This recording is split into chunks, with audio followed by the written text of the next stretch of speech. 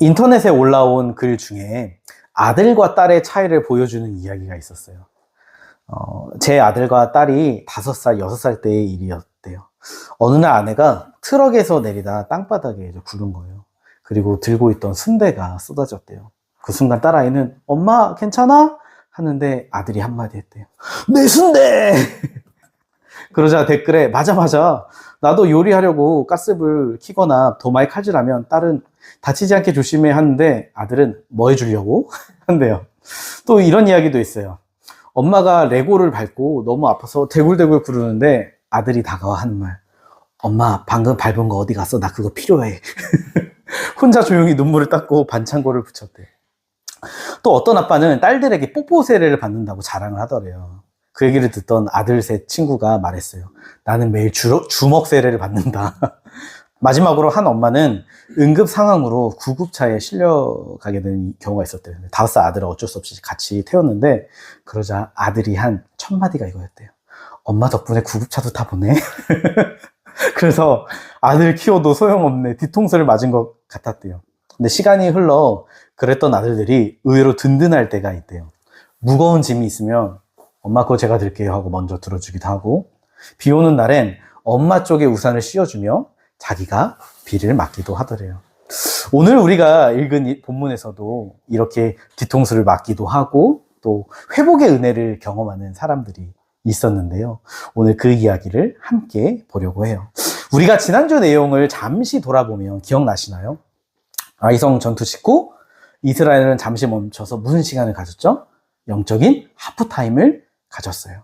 제단을 쌓고 십자가를 예표하는 제사를 드렸죠. 하나님 말씀 앞에 다시 서서 방향을 바로잡았어요.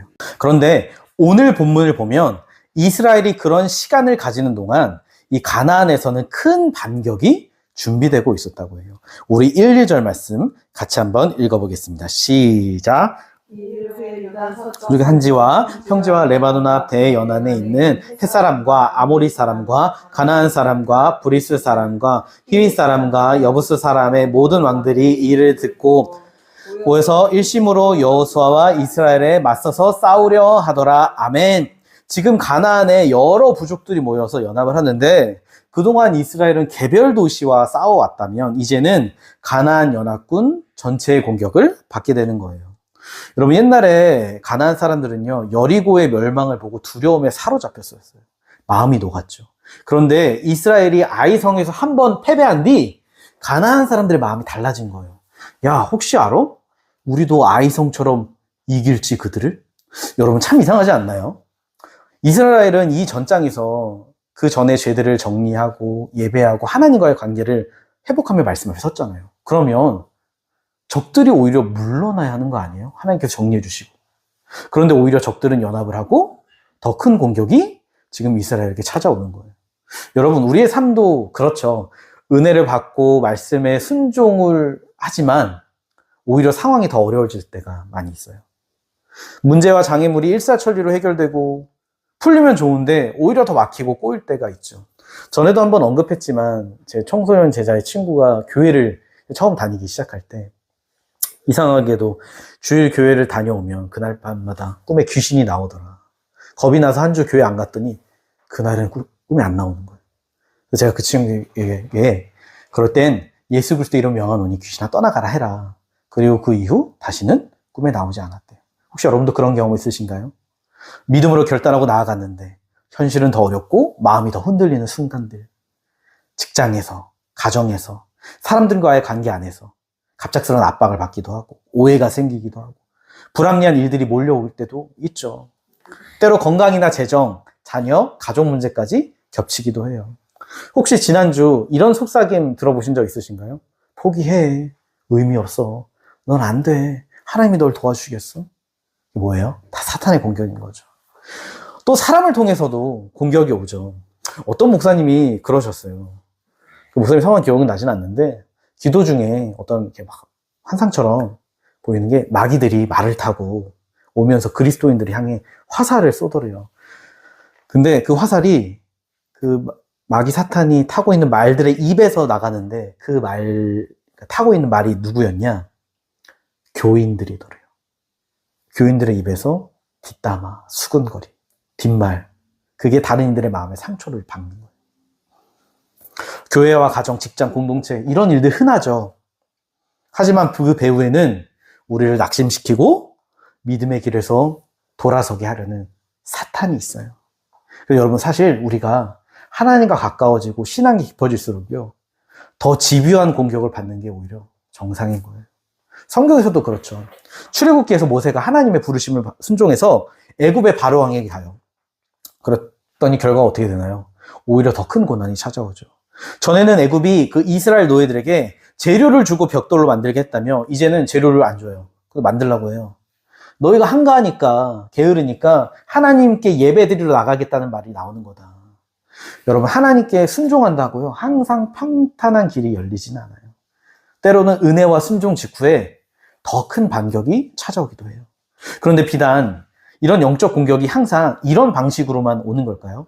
여러 왕들이 전면전을 이렇게 준비하고 있을 때 다른 전략을 선택하는 이들이 있었어요. 바로 기브온 사람들이죠. 우리 3절에서 6절 말씀 같이 읽어보겠습니다. 시작. 기브온 주민들이 여호수아와 여리고와 아이의 행한 일을 듣고 뼈를 내어 자신의 모양을 꾸미게 헤어진 전대와 헤어지고 찢어져서 기운 가져 포도주 부대를 나귀에 싣고 그 발에는 낡아서 기운 신을 신고 낡은 옷을 입고 다 마르고 곰팡이가 난 떡을 준비하고 그들이 길갈 진영으로 가서 여호수아에게 이르되 그와 이스라엘 사람들에게 이르되 우리는 먼 나라에서 왔나이다. 이제 우리와 조약을 맺읍시다 하니 아멘.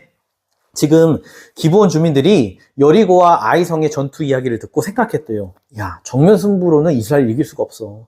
저들과 싸워봐야 승산이 없어. 근데 흥미로운 건요, 여호수아 10장 2절을 보면요, 뭐라고 하냐면 기브온은 왕도와 같은 큰 성임이요, 아이보다 크고 그 사람들은 다 강함이라 라고 말해요. 그러니까 이들은 약소국이 아니라 아이성보다 더 크고 강한 전사들이래요. 근데 왜 싸우지 않았을까요? 사람 기준에서는 강자였지만 하나님의 전쟁에서는 자기들이 이길 수 없다는 걸 알았거든요. 그래서 화친을 선택한 거죠. 근데 문제는 지금 이스라엘이요, 가나안에 화친하러 온 게 아니에요. 이미 여리고성과 아이성을 무너뜨리며 선언한 거예요. 이 땅은 하나님의 심판 아래 있다. 그러니 기브온이 정직하게 우리랑 화친합시다 한들 이스라엘이 그걸 받아들일 일이 없다는 걸 그들도 알고 있어요. 그래서 이들이 선택한 방법이 뭐냐? 속임수, 거짓말이에요. 멀리서 온 것처럼 위장을 하자. 4절을 보면 꾀를 내어서 헤어진 옷과 전대, 달아버린 신발들, 또 찢어져서 꿰맨 가죽 포도주 부대와 딱딱하게 굳은 곰팡이 냄새나는 떡을 준비해와요. 그러니까 이 모든 게 하나의 연극처럼 꾸미는 거죠. 자신들의 정체를 숨기고 현실을 거짓으로 왜곡해요. 여러분, 이 방식은요, 사실 오늘날 사탄이 우리에게 영적 전쟁을 걸 때 사용하는 두 번째 전략과 매우 비슷해요. 바로 거짓으로 진실을 감추고 왜곡하는 거, 판단을 흐리게 하는 거. 여러분, 사탄은요, 종종 그럴싸한 편안한 선택을 하도록 우리에게 다가와요. 그래서 우리의 판단을 흐리게 만들어요. 뭐라고 속삭이느냐? 야, 어차피 네 인생 네가 하고 싶은 대로 너가 인생의 주인 되어 살아. 다들 그렇게 살잖아. 마치 하와에게 다가와서 유혹했던 그 뱀의 말처럼. 또 때로는 우리에게 과도한 죄책감을 주기도 하죠. 넌 용서받을 자격이 없어. 하나님이 널 정말 사랑하실까? 라며 자존감을 무너뜨리기도 해요. 실제로 제가 만난 청소년 중에는요, 이 마음을 가진 친구들이 정말 많았어요. 그리고 그들은 여전히 성인이 된 이후에도 그 생각의 감옥에 갇혀 살아가는 친구들이 굉장히 많아요. 두려움과 때로 우울감, 분노, 교만, 부정적인 생각, 시기 질투, 불안과 혼란, 믿음에 대한 감각이 무뎌지게 만드는 무관심, 냉소, 이거 다 사탄이 이용하는 방식이죠. 여러분, 사탄의 목적은 뭘까요? 우리를 공격하는. 언제나 같아요. 우리에 있는 부정적인 감정들, 겉으로 보면 어때요? 그냥 내 안에서 나오는 그 부정적 감정 같지만 사실요, 내면 깊은 곳에서 우리로 알고 하나님과 멀어지게 만드는 거예요. 그게 사탄의 목적이에요. 그래서 하나님이 주시는 평안과 복, 안식을 누리지 못하게 만드는 거예요. 그러면 여러분, 이 영적 전투에서 중요한 게 뭘까요? 가장 처음에 바로 인식하는 거예요. 우리가 지금 영적 전쟁 한가운데 있다는 사실을 자각하는 거. 그래서 베드로전서 5장 8절도 말하잖아요. 근신하라, 깨어라. 너희 대적 마귀가 우는 사자같이 두루다니며 삼킬 자를 찾나니. 다시 말해 너희가 지금 영적 전쟁 중에 있다는 거 잊지 말아라. 내 삶에 아무런 어려움이 없다고 평탄하다고 방심하지 말라는 거예요. 여러분 사자가 소리를 지르며 위협할 때도 있지만 사냥 전에는 어때요? 조용히 엎드려 틈을 노리기도 해요. 마치 이 기브온의 속임수처럼. 물론 여러분 기브온이 사탄은 아니에요. 하지만 그들이 사용한 방식이 오늘날 사탄이 우리에게 사용하는 전략과 참 많이 닮아 있다는 거죠. 그래서 영적 전쟁의 첫걸음은요. 적을 인식하는 거. 내 삶의 어려움과 장애물이 찾아올 때 이런 부정적인 감정들이 탁 밀려올 때 상황에 반응하기보다 그 안에서 나를 흔드는 이 목소리의 정체가 무엇인지를 분별해야 한다는 거죠. 그래서 기도하는 거예요. 주님, 나의 눈과 귀를 열어서 영적인 분별력을 주시옵소서. 여러분 그러면 오늘 본문의 이스라엘 과연 어떻게 대처를 했을까요? 7절 말씀 같이 읽어볼게요. 시작. 이스라엘 사람들이 휘 사람들에게 이르되 너희가 우리 가운데 거주하는 듯하니 우리가 어떻게 너희가 죄악을 질 수 있으랴 하나. 아멘. 처음에는 이스라엘도요 분별력이 있었어요. 야 너희도 우리 가까이 사는 것 같은데 우리가 어떻게 너희랑 조약을 맺어? 근데 흥미로운 건 7절 다시 보면 저자는 이 사람들을 기브온 사람이라 부르지 않고 무슨 사람이라고요? 휘 사람이라고 말해요. 무슨 뜻일까요? 성경은 이들이 하나님께서 진면하라고 하신 가나안 족속이다. 너희도 조약을 맺으면 안 돼. 라고 말하고 있는 거예요. 그러자 기브온 사람들이 어떻게 해요? 꾀를 내죠. 9절과 10절에 우리는 당신의 종입니다. 허리를 굽히고 먼 나라에서 왔다 오면서 과거의 소문만을 말해요. 애굽 시절 있었던 거, 가나안 이전에 있었던 일만. 그리고 여리고와 아이성에 대한 이야기는 교묘히 감춰요. 왜 감췄을까요? 멀리서 온 것처럼 모르는 것처럼 꾸며야 하니까. 그리고 꺼내 보인 것은 낡은 신, 곰팡이 난 떡, 찢어진 가죽 부대. 겉모습만 보면 누구나 속을 연기를 하는 거죠. 그런데 여기서 중요한 질문. 이들은 왜 멀리서 온 사람인 척 했을까요? 신명기 20장에 보면요. 하나님께서 멀리 있는 성읍과는 화평해도 된다고 하셨거든요. 근데 가나안 족속은 반드시 진멸해라. 왜요? 멀리 있는 애들은 이스라엘에 영향력이 없어요. 근데 이스라엘이 가나안 민족들과 같이 살면 반드시 그들의 문화에 동조돼서 우상을 섬길 걸 아셨거든요. 여러분 보통 지방에서 사역을 하시는 목사님들이 그러시더라고요. 그 지역이 청소년들과 이야기를 하면 그 아이들에겐 주로 큰 도시에 대한 동경이 있대요. 서울 같이. 왜냐하면 소도시다 보니까 건물도 높지 않고 놀거리도 별로 없고 그래서 20살이 되면 다 서울로 가고 싶어 한대요. 그리고 딱 서울로 가면 동화돼가지고 그 전과는 전혀 다른 삶을 살더래요. 근데 여러분 하물며 이스라엘은 지금까지 어디서 살았어요? 광야. 제가 정답을 얘기했네. 지금까지 광야에서만 40년 살았잖아요. 근데 가나안 땅에 딱 와봐요. 그 화려한 죄의 문화와 성적으로 개방된 자유분방한 그 우상 종교 속에서 이스라엘이 버틸 수 있을까요? 그래서 진멸하라고 하신 거예요. 기본이 그걸 알고 있었어요. 그래서 자신들의 정체를 감추고 살 길을 찾기 위해 꾸며낸 거죠. 자, 그럼 이제 여러분들이 만약 이스라엘의 지도자들이에요. 그럼 어떻게 하시겠어요? 어떻게 해야 돼요? 하나님께 기도해야죠. 하나님께 여쭈어봐야 해요. 근데 14절은 뭐라고 해요? 여호와께 묻지 아니하고. 자, 왜 이들은 기도로 묻지 않았을까요? 그 간단해요. 눈앞의 상황이 너무 확실해 보였으니까. 이 정도면 틀림없지. 곰팡이 난 떡, 헤어진 신발, 오래된 포도주 부대. 아니, 증거가 너무 명확하잖아요. 기도할 필요가 없다. 우리는 이 장면에서 보고 그런 말 할 수 있죠. 아니, 어떻게 이렇게 실수를 또 하냐. 아이성에서 그렇게 당한 걸 금방 잊었냐. 하지만 여러분, 사람이란 존재가 그래요. 최근 카톡 업데이트 사건 아시죠? 친구 탭을 SNS처럼 만들어서 난리가 났어요. 카카오톡에서 원래로 돌아가는 거 기술적으로 불가능하다. 근데 최근에 뉴스가 나왔어요. 다시 돌아간다. 왠 줄 아세요? 카톡 선물하기 매출이 전보다 한 달에만 100억이 줄었대요. 보통 친구 탭에 생일인 사람이 뜨잖아요. 그걸 보고 생일이네 하고 선물 보냈는데 요즘에 친구 탭을 아예 안 보니까 선물도 안 한다는 거예요. 이거 만들 때 분명 전문가들이 분석하고 토의도 하고 다 했을 텐데 그럼에도 결과는 망했죠. 여러분 인간의 판단은요 언제나 한계가 있어요. 근데 우리도 그러지 않습니까? 어떤 사람이나 상황에 대한 판단할 때 주로 어떻게 하세요? 일반적으로 우리가 보고 듣는 걸 우리의 지식과 경험과 생각을 토대로 종합해서 판단하죠. 다시 말해 우리의 자원을 의지해요. 근데 아시잖아요. 우리 지식과 경험이라는 게 굉장히 제한적이고요. 선입견을 가지기도 하고 잘못된 경우가 많아요. 그래서 우리는 수많은 오해를 하죠.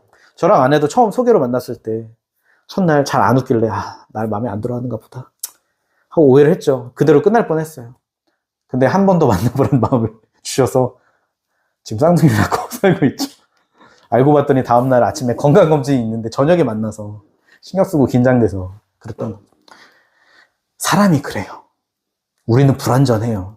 그런데 그럼에도 하나님 뜻을 구하지 않을 때가 많죠. 그래서 실패해요. 여러분, 우리가 반드시 명심해야 할 게 뭐예요?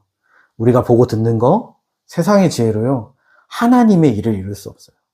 왜냐하면 하나님의 뜻과 사람의 길은 다르거든요. 그래서 성경은 우리에게 신앙의 모델을 제시하며 보여줘요. 바로 예수님. 여러분, 예수님은요, 이 땅에 계실 때 단 한 번도 자기의 판단으로 어떤 행동을 하신 적이 없으세요. 늘 철저하게 하나님을 의지하셨어요. 근데 이상한 건 예수님은 우리처럼 마음에 상처가 있으신 분이 아니에요. 죄가 있거나 선입견이 없으세요.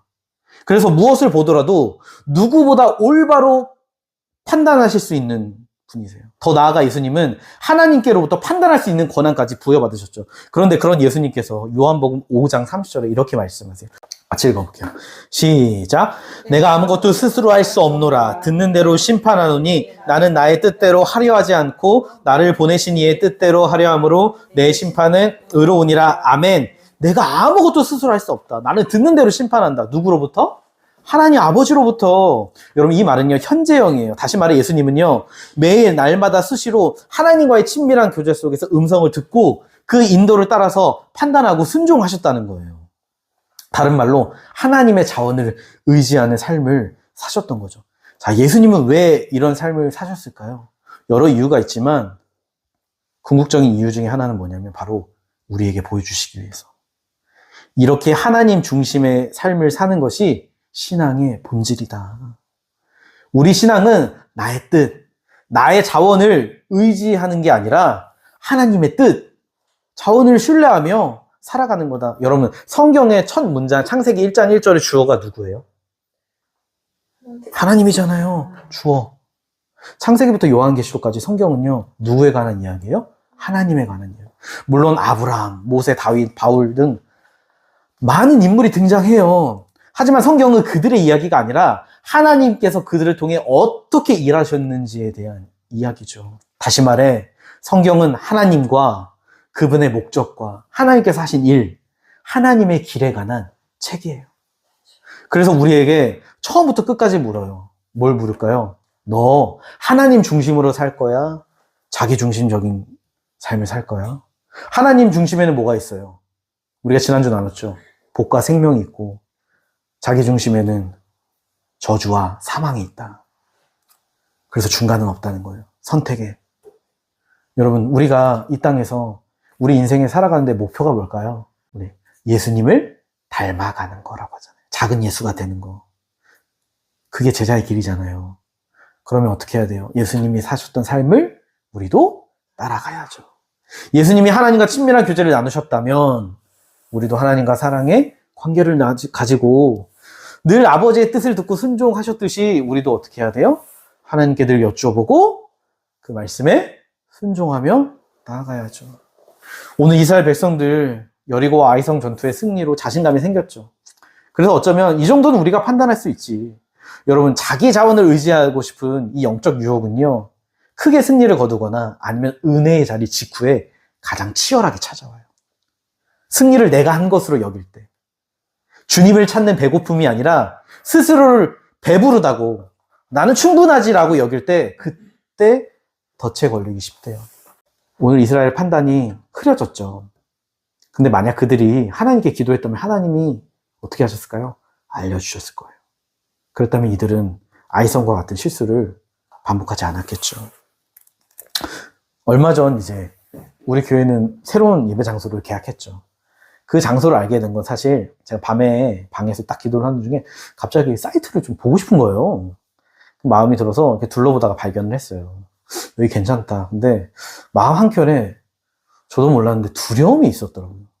한 발을 내딛는 거에 대한 두려움. 안주하는 곳을 벗어난 두려움. 이불 밖은 위험한데? 라는 마음. 멈칫멈칫하게 되더라고요. 그때 아버지가 저에게 그런 이야기 하셨죠. 앉아서 계산만 하고 있으면 절대 못 걷는다. 기도를 하는데 마음 깊은 곳에서 한 걸음 걸어가라는 감동을 계속 주세요. 그래서 순종해서 그 걸음을 내딛었죠. 여러분, 우리가 하나님의 응답을 확인하는 또 하나의 방법이 뭐냐면, 기도할 때 보통 내 마음과 반대되는 생각을 계속 주시면요, 종종 그 길이 하나님이 인도하시는 길인 경우가 많아요. 그럼 순종하면 돼요. 야고보서 1장 5절에도 뭐라고 해요? 지혜가 부족하면 하나님께 구해라. 그러면 주신다. 우리는 종종 이렇게 말하죠. 하나님, 왜 제가 잘못된 길을 갔는데 막아주지 않으셨어요? 원망해요. 자기가 기도하지 않았으면서. 기도하면 알려주시는데. 하나님 어떻게 할까요? 이 한마디면 오늘의 사태를 막을 수 있었는데. 뒤늦은 후회를 하죠. 여러분, 아까도 얘기했지만, 그래서 영적 분별력이 중요해요. 우리의 편견과 생각이 우리의 영적인 눈을 가릴 수 있으니까. 하나님의 뜻을 보지 못하게 만드니까. 여러분도 아시죠? 아무리 인간적으로 준비 잘해도요, 하나님의 인도 없이는 하나님의 열매를 맺을 수 없어요. 그래서 기도는 일이 끝나고 나서 물론 해야 돼요. 하지만 시작 전에 과정 속에서 늘 해야 돼요. 하나님, 제가 어떻게 순종하길 원하세요? 주의 뜻을 알기 원합니다. 주님, 제가 제대로 가고 있는 거 맞나요? 늘 질문해야죠. 물론 모든 일을 다 기도하면서 결정하기 어렵죠. 근데 어떨 때 해야 돼요? 인생의 중요한 선택 앞에서. 또 내 안에 불안과 두려움이 있다면 잠시 멈춰서 기도해야 돼요. 분명해 보이는 길 있죠. 그런데 오히려 그럴수록요, 더 기도하셔야 돼요. 왜요? 그렇게 방심할 때 오히려 변수는 더 쉽게 찾아오니까. 그런데 우리가 그렇게 기도하고 주님께 나아가면요, 우리의 한계를 넘어서는 하나님의 지혜를 주신대요. 깊은 안개 속에서도 우리의 빛이 되어주시고 우리의 길이 되어주신다 말씀하고 있어요. 오늘 본문의 이스라엘, 하나님의 뜻을 묻지 않고 조약을 맺었죠. 그리고 16절에 보니까 3일 만에 기브온의 정체가 드러나요. 이스라엘이 먼 길 갈 채비를 하고 단단히 하고 딱 준비했던 게 무색할 만큼 3일 만에 도착을 한 거예요. 어땠을까요? 지도자들도 백성들 멍했겠죠. 야, 우리가 어떻게 이렇게 어이없이 속을 수 있냐. 근데 여러분, 곰곰이 생각하면 사실 분별할 수 있었어요. 아니, 멀리서 왔으면 당연히 여분 신발과 음식을 챙기지 않았을까요? 아니면 중간에라도 사던가? 근데 달랑 곰팡이 난 떡, 해진 신발 몇 개. 아니, 한 나라의 사신이라고 하기에는 너무 준비가 소홀한 거 아니에요? 근데 속았죠. 우리도 돌아보면 내가 왜 그랬지? 할 때가 있어요. 근데요, 우리가 이 거짓의 본질은 몰라서 당하는 게 아니에요. 내가 방심했기 때문에, 깨어 기도하지 않기 때문에 넘어지는 거죠. 근데 오늘 본문을 보니까 그보다 더 큰 문제가 있어요. 18절을 보면 이 지도자들이 하나님의 이름으로 맹세한 조약이라 어길 수가 없는 거예요. 여러분, 하나님의 이름으로 맹세하는데 하나님께 묻지 않아요. 그 결과 백성들이 지도자를 원망했대요. 기대했던 승리의 기쁨과 영광이 사라지고 남은 건 속았다는 자책과 분노만 된 거죠. 하지만 이미 엎질러진 물이에요. 되돌릴 수 없어요. 여러분, 하나님의 이름으로 한 약속은 하나님이 가볍게 여기지 않으세요. 실제로 훗날 사울 왕이 이 조약을 어기고 기브온 사람들을 죽이거든요. 그 대가가 다윗 시대에 3년간의 기근이 생겨요. 그만큼 하나님의 이름은 무겁고 책임이 따르는 거죠. 저는 사실 이 장면을 보면서 그런 생각이 들더라고요. 이 기브온의 모습이, 그러니까 살기 위해 발버둥 치던 그들의 모습이 참 낯설지 않다. 그들은 생존을 위해 불쌍한 척하고 지친 척하고 정직한 척하고 절박한 가면을 썼잖아요. 왜냐하면 자신들의 운명이 이미 심판이라는 걸 정해진다는 걸 알았으니까. 근데 그 모습이 사실 우리와 너무 닮아 있구나. 여러분, 로마서 3장 23절에 뭐라고 해요? 모든 사람이 죄를 범하였음에 하나님의 영광에 이르지 못하더니. 하나님의 심판 앞에서 죄인인 우리는 본능적으로 두려움을 느끼죠. 그래서 감추려고 해요. 아무 문제 없는 척, 괜찮은 사람인 척, 스스로를 포장하죠. 여러분, 아담과 하와도 그랬잖아요. 죄 짓고 뭐로 자신을 가려요? 무화과 잎으로 가리잖아요. 가렸지만 어때요? 숨죠. 부끄러워서. 하나님 앞에서 그 모든 인간적 시도는요, 무의미했어요. 우리도 그러지 않습니까? 아무리 숨기고 포장하고 해도 하나님의 거룩하심 앞에 우리 죄의 믿나? 다 드러나게 돼요. 그래서 복음이 필요하죠. 스스로를 구원할 수 없는 우리, 살려달라고 외칠 수밖에 없는 우리를 위해 예수님이 오셨죠. 그리고 우리에게 말씀하세요. 너의 모습 이대로 나와라. 여러분, 우리는요, 이 기브온의 절박함 속에서 복음의 진가를 보게 돼요. 여러분, 이들이 23절에 결국 하나님의 집을 위해 섬기는 종이 되거든요. 왜냐하면 이들이 가나안의 문화와 우상을 이스라엘에게 퍼뜨릴 위험이 있잖아요. 그래서 어떤 일을 하게 하냐면 제단을 섬기고 성소를 위해 일하는 사람들. 왜요? 이거 하면 어쩔 수 없이 같이 말씀 듣고 예배하는 자리에 참여하게 되잖아요. 그러니까 그들에게 복음의 은혜가 흘러가게 만든 거예요. 놀라운 건요. 훗날 솔로몬이 1000번째 드리잖아요. 어디 지역에 사는지 아세요? 이 기브온 지역에서요. 이 지역이 레이지파의 성읍이 되기도 하고, 더 놀라운 건 바벨론 70년 포로 생활이 끝나고 이스라엘 백성들이 돌아오는 무리 중에 무려 95명의 기브온 사람들이 같이 돌아와요. 성전 건축에 동참을 하죠. 속임수로 시작했지만 어쩔 수 없이 하나님의 성전에서 종으로 살았지만 은혜로 하나님의 백성이 된 인생인 거예요. 마치 라합이 그랬던 것처럼. 여러분, 하나님의 은혜는요, 우리의 출발이 어디냐가 중요하지 않아요. 오늘날 교회에서 여러분 라합도 기생이었지만 믿음으로 구원받았습니다 하면 뭐라고 해요? 아멘! 근데 정작 교회에 그와 비슷한 상황이 있는 사람들이 찾아오면요, 어때요? 다들 마음속으로 거리를 둬요. 겉모습이 낯설거나 그들의 생활이 우리 기준에 어긋나면요, 쉽게 판단하죠. 학교 봐 청소년들이 교회 오니까 그렇더래요. 너네 오지 않았으면 좋겠다. 실제 이야기예요. 예수님이라면 어떻게 하셨을까요? 너희들이 있는 모습 그대로 내게로 나오라 하셨을 텐데. 우리도 예수님을 닮았다면 그렇게 말해야 되는 거 아닌가요? 왜요? 사실 우리도 그들과 다르지 않으니까. 우리도 자격 없죠. 하지만 은혜로 부르심 받았잖아요. 근데 우리가 우리의 그 과거를 잊고 남을 쉽게 판단하는 순간 복음의 은혜는 우리 안에 희미해져 가는 거예요. 그래서 본문은 말해요. 거짓과 속임으로 시작했어도 심판을 받아 마땅한 존재일지라도 하나님의 은혜로 마무리된 인생, 그게 복음의 능력이다. 우리는 살면서 실수해요.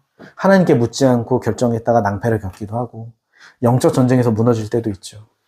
하지만 하나님은 실수 속에서도 은혜를 이루시는 분이에요. 우리는 실패해도 은혜는 실패하지 않아요. 왜요? 실수는 우리의 몫이지만 은혜는 하나님의 몫이니까. 그리고 그 은혜를 주시기 위해 예수님께서 우리 실패의 자리로 오셨죠. 조롱당하시고 고통받으시고 죄 없으신 분이 죄인의 자리를 대신 서주셨어요. 왜요? 우리를 끝까지 품으시기 위해, 우리의 모든 실패와 두려움을 덮어주시기 위해 그 길을 가신 거예요. 그래서 우리가 실수해도요, 하나님은 그 실패를 은혜로 바꾸세요. 넘어진 우리를 일으켜 세우시고 다시 하나님의 계획 속에 함께 걷게 하시는 거예요.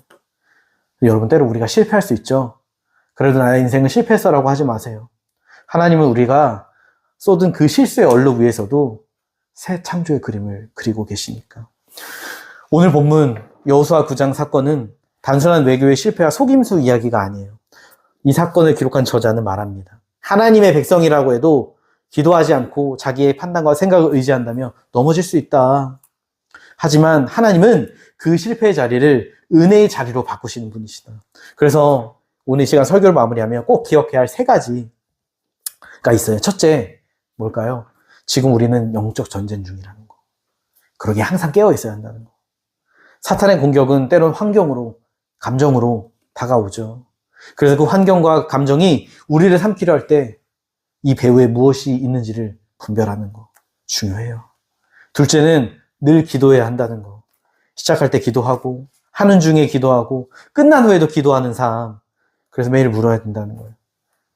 아버지의 뜻을 알기 원합니다. 아버지의 말씀에 순종하기 원합니다. 그리고 마지막으로 본문은 선언해요. 비록 우리가 실수하고 잘못된 선택을 하더라도 하나님은 그 실패조차 사용하셔서 결국 선을 이루신다. 넘어진다고 끝난 게 아니라 다시 일어나래요. 다시 주님께 묻고 예수님 편에 서서 가래요. 왜요? 그분 안에는 은혜와 회복이 있으니까. 우리를 포기하지 않으신 하나님, 자격 없는 자에게도 끝내 은혜를 흘려보내시는 분, 그 하나님이 우리의 하나님이세요. 그리고 그 주님께서 오늘 이번 한 주 우리가 그렇게 함께 걷기 원하신대요. 그러면 우리 삶에 그 멈췄던 하나님의 은혜가 다시 흐를 거라고 저는 확신해요. 저는 이번 한 주 우리 함께 걷는 교회 성도님들의 삶에 그 은혜가 가득하기를 예수님의 이름으로 간절히 축복합니다.